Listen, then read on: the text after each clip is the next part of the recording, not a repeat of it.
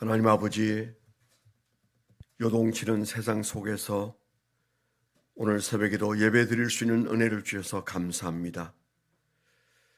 계엄령이 선포되고 또 나라가 밤사이에 많은 혼란 속에 있을지라도 하나님께서 이 나라를 지켜오셨으므로 하나님이여 이 나라를 붙잡아 주옵시고 대통령과 모든 주요 위정자들이 하나님의 보호와 인도와 하나님의 계획 속에서 벗어나지 않도록 하나님 이 나라를 불쌍히 여겨 주옵소서.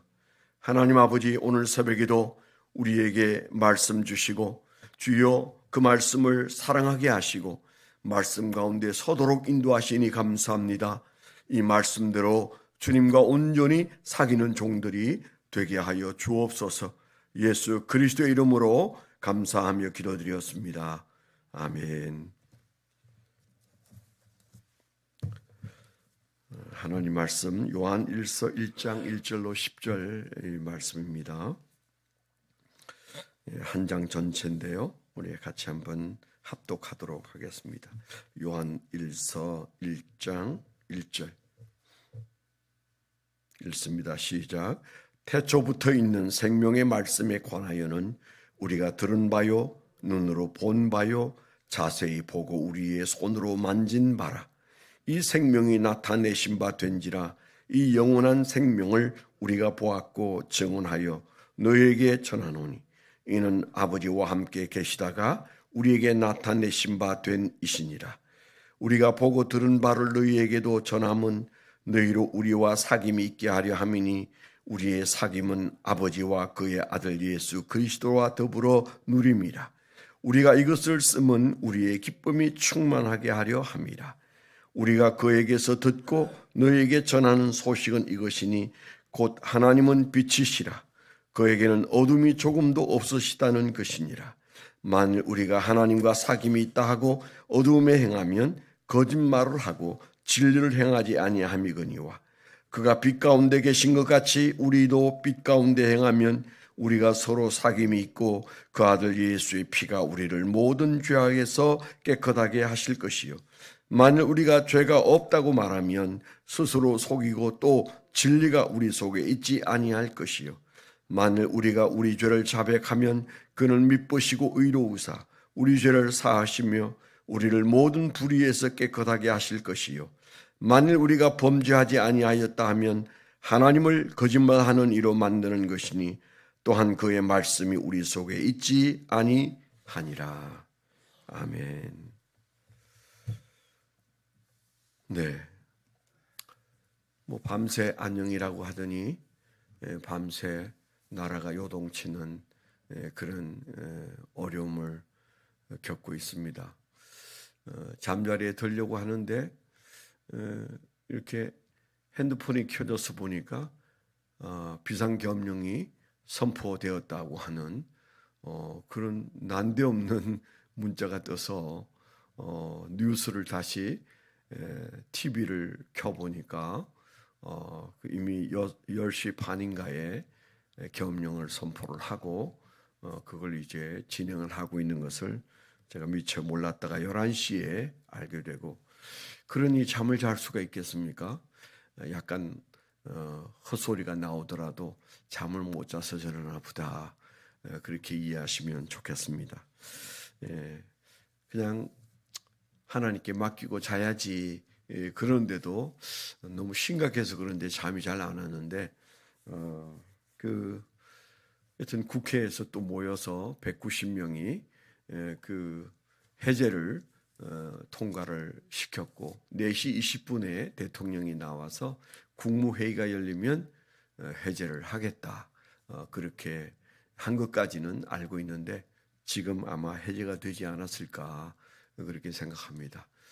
밤사이에 그런 일들이 일어났다가 멈추겠지만은 무슨 의도가 있는지 모르지만은 정말 이렇게 어리석은 일을 하나, 계엄령이 뭔지도 모르는 대통령이 불과 아마 고등학교 때나 계엄령을 경험했을 텐데, 저는 이제 우리 여기 계신 분들은 대부분 다 기억이 나시겠지만은 그게 먹히는 시대가 아니거든요.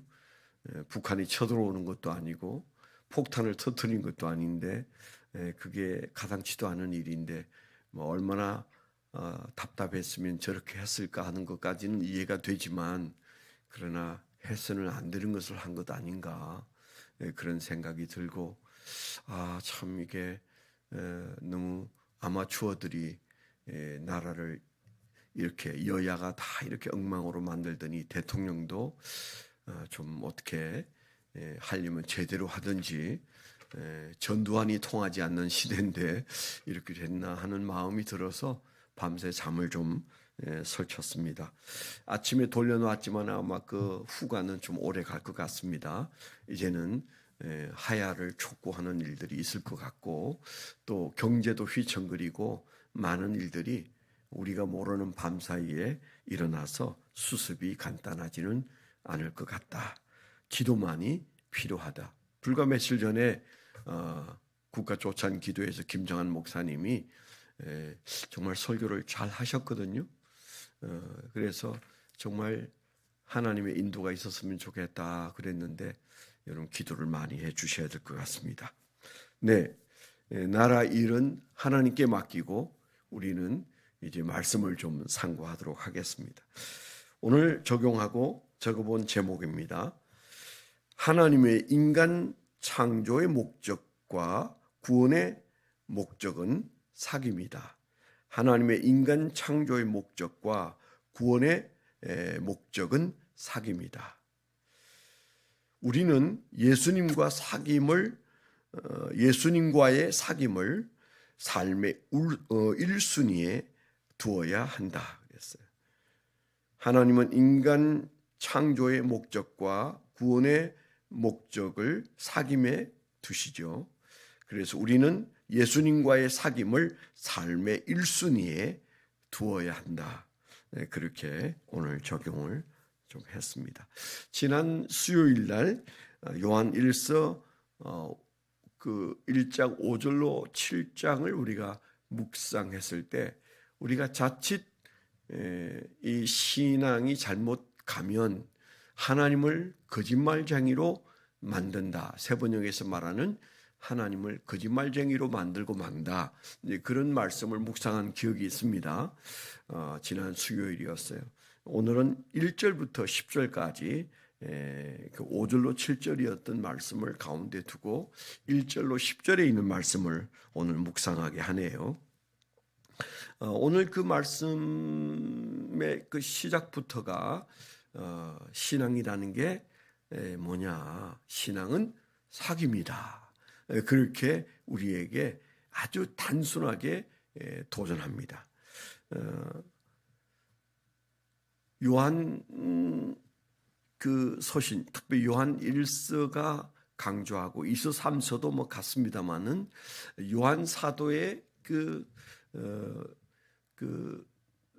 비교적 나이가 좀 덜한 후에 기록했을 것으로 보는 요한 1서에서의 핵심 키워드는 하나님은 사랑이시라. 우리가 잘 기억하고 마음에 품고 사는 문장이죠. 하나님은 사랑이시라. 하나님이 사랑이라는 말을 아주 많이 강조하고 우리의 신앙도 바로 그 사랑하는 거죠. 하나님을 사랑하고 아래로 이웃을 사랑하는 것. 예수님께서 그렇게 진지하게 말씀하셨던 그 얘기잖아요.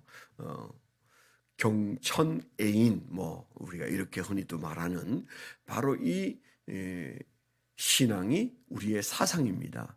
그래서 하나님이 사랑이시고 우리가 하나님을 사랑하고 그리고 이웃을 사랑하는 것이 신앙이지 않습니까? 그 사랑을 우리는 다른 말로 사랑한다 이 말을 사귄다 그렇게 우리가 말할 수 있지 않습니까? 뭐 어제도 우리가 그래서 구약에서의 가장 중요한 단어 중에 하나가 야다라는 단어다. 그래서 그 단어 역시 굉장히 중요한 그 인간과 인간이 속속들이 알아서 거의 그 일심동체에 이르는 부부의 삶을 야다라고 말하는 정도의 그 야다를 하나님은 우리에게 쓰셨다. 그래서 그 다윗이 그 단어를 붙들고 감격하는 내용을 우리가 생각했다면 오늘도 아주 그 비슷한 말씀이라는 생각이 듭니다. 그래서 신앙이 뭐냐? 사귐이다. 그 사귐 안에는 아주 분명한 하나의 특징이 나오는데 그게 바로 기쁨이죠. 사랑은 기쁨으로 증명되어지는 겁니다. 4절에 뭐라고 그랬어요? 우리가 이것을 쓰면 우리의 기쁨이 충만하게 하려 합니다. 이 기쁨의 충만이 사귐으로 보는 것을 이제 증명하고 증언하는 것이죠. 그래서 사귐은 기쁜 겁니다. 사랑은 기쁨이죠. 그래서 하나님께서 우리에게 오늘 도전하시는 말씀은 신앙의 결정체는 사귐이고 기쁨인데 하나님이 우리를 창조하신 목적도 그 아들을 십자가에 죽게 하여 우리의 죄에서 우리를 구원하셔서 하나님을 아버지라고 부를 수 있고 예수 그리스도를 우리가 나의 주라고 부를 수 있는 이 관계 속에서 일어나는 일이 뭘까요? 사귐입니다. 그 사귐의 결과는 기쁨이고요. 그래서 정말 요한 사도는 신앙을 아주 단순하게 말하는구나. 그런 은혜가 있어요. 얼마나 마음에 와서 닿습니까? 신앙은 주님과의 사귐이다. 주님과 사랑하는 것이다. 하나님이 사랑이시니까 하나님과의 사랑의 관계를 우리가 발전시켜 나가는 것. 거기에서 우리가 하나님을 어제보다 더 깊이 알고 오늘보다 내일 하나님을 더 깊이 알게 되는 이런 축복이 주어지는 거잖아요. 상상만 해도 너무도 멋있는 말씀이고 귀한 말씀이고 그리고 은혜가 되는 말씀인데 이 코이노니아, 이 사귐, 그 사귀는 게 신앙인데 우리는 많은 것들을 갖다가 놓고 이것도 해야 되고 저것도 해야 되고 우리가 이렇게 다양한 것들을 마치 한 8개 정도를 붙여서 파이로 만들어서 그걸 신앙이라고 말하기 쉬운데 그러나 사랑은 신앙이다. 신앙은 곧 사랑이다. 그렇게 딱 정의해 놓고 그 사랑의 행동들이 여러 개일 수 있어요. 사랑하기 때문에 우리가 할 수 있는 일들이 우리의 삶의 전반에 많은 거죠. 그렇다면 오늘 이 사귐에 대해서 그가 뭐라고 말합니까? 사귐의 대상은 하나님이고 예수 그리스도입니다. 이 말을 그 1장에서는 그 사귐의 대상을 예수 그리스도와 그리고 아버지 하나님을 혼용하고 있어요. 그러니까 구분하지 않습니다. 뭐 하나님은 존경하고 예수님은 사랑하리라 뭐 그런 게 아니에요. 똑같이 지금 현재 사귐을 얘기하고 있습니다. 우리가 읽은 말씀에서도 하나님과 사귐이 있다고 하면서 우리가 죄에 빠져 있으면 안 된다라는 말씀도 하고 그래서 사귐의 대상이 하나님이고 예수님인데 여기 이 1장 서두부터 말하고 있는 사귐의 대상을 지금 먼저 꺼내놓은 대상은 예수님이세요. 그래서 태초에서부터 있는 생명의 말씀 로고스가 바로 그 요한복음 1장에 나오는 첫마디 로고스와 똑같은 로고스죠. 그 로고스가 예수 그리스도이라는 걸 우리가 너무 잘 알죠. 그래서 생명의 말씀이신 예수 그리스도와 어떻게 사귀었어요? 들었고 눈으로 보았고 그리고 손으로 만진 사이다. 그렇게 말하는 거죠. 그 예수 그리스도를 들었고 보았고 그리고 손으로 만졌다. 또 2절에서도 이 생명이 나타내신 바 된지라 이 영원한 생명을 우리가 보았다. 그래서 증언한다. 그렇게 말하지 않습니까? 3절에도 우리가 보고 들은 바를 너희에게도 전한다. 너희로 우리와 사귐이 있게 하려 한다. 그래서 그 3절에도 예수 그리스도와 하나님과 더불어 우리가 사귄다. 그렇게 말했잖아요. 그걸 좀 정리하면 우리가 사귀는 데 있어서 어떻게 사귀어야 되냐. 그 사귐이 기쁨인데 신앙의 결정체는 사귐이고 사귐의 증거는 기쁨이에요. 그래서 우리가 신앙은 기쁘다 이렇게 말할 수 있는 거거든요. 또 그렇게 말할 수 있는 상태에 머무르려고 해야 합니다. 우리가 성령 충만하면 그 가장 큰 증거 중에 하나가 기쁘잖아요. 그래서 신앙은 결과적으로 사랑이고 사랑의 결정체는 기쁨이다. 그렇게 우리가 분명히 좀 정의를 해야 되는데 어떻게 그게 가능할 수 있겠느냐를 우리가 물어본다면 1장에서 말하고 있는 대답은 그냥 두 가지 정도 된다 이렇게 말할 수 있겠습니다. 첫째는 죄를 고백해야만 사귐이 가능하다.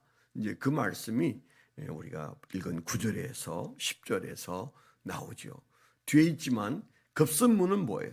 죄 문제를 하나님 앞에서 언제나 내놔야 된다. 그래서 그걸 우리가 죄 없는 것처럼 굴면 하나님을 거짓말쟁이로 만든다. 우리가 이 말을 기억해야 되는데요. 그래서 첫째는 죄 문제를 우리가 하나님 앞에서 처리해야 해요. 뭐라고 말씀하셨어요? 가져오기만 하면 예수의 피가 그 죄를 씻어낸다고 말씀하셨어요. 물론 우리가 이 말씀을 너무 가볍게 생각하는 허물도 있지만은 그러나 그냥 용서를 받는 것이 아니고 우리가 죄의 문제가 있을 때 그 사귐을 해치는 죄 문제는 그냥 주님 앞에 오긴 하지만 그러나 예수님이 우리에게 주신 말씀을 보니까 뭐예요? 예수의 피가 그 죄를 속한다 그랬어요. 그러니까 그냥 너희가 삐치신 하나님 앞에 나오면 그 삐 앞에서 너희의 모든 죄가 사라진다 이러면 좋은데 거기에 토를 단 게 뭐예요? 예수의 피가 너희의 죄를 씻는다. 뭘 상기하는 거예요? 나의 죄 때문에 죽으신 예수의 피를 생각하게 하는 겁니다. 그래서 우리는 이 말씀 앞에서 죄에 대해서 간단할 수가 없는 거예요. 죄에 대해서 교회만 가면 죄가 용서받아. 구약 시대에 양의 피를 흘리기만 하면 내 죄가 없어져. 그럴 수 없는 거죠. 양의 피가 아닌 예수의 피가 우리의 죄를 깨끗게 하신다는 사실 앞에 우리는 그 감격과 그리고 그 죄에 대한 몸서리치는 그 아픔과 이런 것들을 생각나게 하는 말씀이세요. 여하튼 죄를 해결해야 된다. 그래서 이 사귐에는 죄가 끼어 있으면 온전한 사귐이 안 되는 거죠. 두 번째는 뭐예요? 듣고 보고 만지고 증언해야 된다고 그랬어요. 요한 사도가 지금 현재 이 말씀을 쓰는 이유는 그 예수 그리스도와의 사귐을 증언하기 위한 거잖아요. 그리고 증언한다고 말합니다.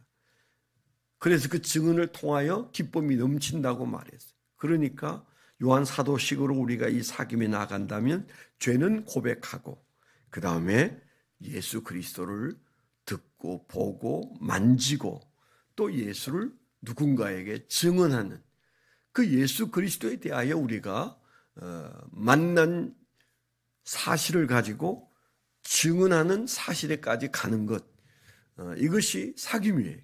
그러니까 우리가 예배 드리면서 예수님을 만났습니다. 보고 들었습니다. 그래서 우리는 이제 그 예수와의 만난 사귐을 가지고 누군가에게 예수를 얘기해야 되는 거죠. 증언입니다. 거기까지 가는 것이에요. 요한 사도가 지금 말하는 사귐의 그 과정이 그렇습니다. 그래서 예수 그리스도와의 만남에 그 놀라운 사실이 우리 마음속에 있고 또 누군가에게 그 예수 그리스도를 소개하고 그리고 우리가 주님 앞에서 죄는 고백한다면 그 삐치신 예수 그리스도, 삐치신 하나님과의 사귐이 온전해지고 그리고 그 하나님과의 사귐을 통하여 기쁨이 우리 안에 충만해질 수 있는 겁니다.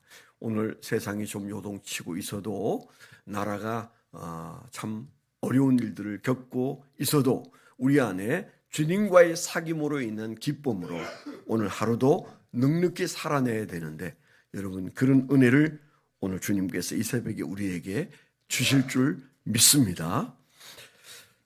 네, 기도 제목 아까도 말씀을 드렸습니다마는 밤새 있었던 비상계엄령 선포와 또 지금쯤 이제 국무회의를 거쳐서 해제를 했을 것 같은데 그 이후에 후폭풍이 얼마나 클지, 나라의 경제나 또 그 서로 이젠 그런 저런 것들로 인하여 또 싸우는 모습들을 우리가 봐야 되는데, 백성만 고통스럽습니다. 이 나라를 하나님이 책임져 달라고 며칠 전에 있었던 조찬 기도회에 예배 선포된 말씀대로 하나님이 하나 되게 하시는 역사를 주셔야 나누어지는 마귀 역사가 끝날 수 있는데 쉽지 않습니다. 우리의 기도가 필요한 때입니다. 계엄령으로도 해결 안 되는 문제를 계엄령으로 해결했다는 것은 이해가 안 됩니다. 그렇지만은 하나님, 이 나라를 불쌍히 여겨 주십시오. 이것이 계기가 되어서 하나님이 통치하는 나라가 되게 해 주십시오. 여러분, 나라를 위해서 오늘은 우리가 헌신의 힘을 다해서 기도하는 그런 새벽이 되시기를 부탁드립니다. 하나님 아버지, 나라가 더 어려운 세상으로 내려가서 이 백성들은 여러 가지 어려움 속에 고통받는 중에 더 큰 어려움으로 내려갈까 염려되는 지난 한밤이었습니다. 하나님, 주여, 전국 곳곳에서 새벽 예배가 열리고 그리고 엎드려 기도하는 하나님의 백성들의 기도를 들으사 이 나라를 건져주시고 지켜주시고 인도하여 주시고 살려주시고 하나님의 뜻을 이루는 나라 될 수 있도록 교회와 국가와 대통령과 위정자들을 하나님께서 정신 차리게 하셔서 이 나라가 온전한 나라 되게 하여 주시옵소서. 이제는 우리 주 예수 그리스도의 은혜와 아버지 하나님의 극진하신 사랑과 성령님의 내주 동행하시며 감화감동하심이 주님을 사랑하는 거룩한 백성들의 생애 위에 지금부터 영원토록 함께하여 주시옵기만을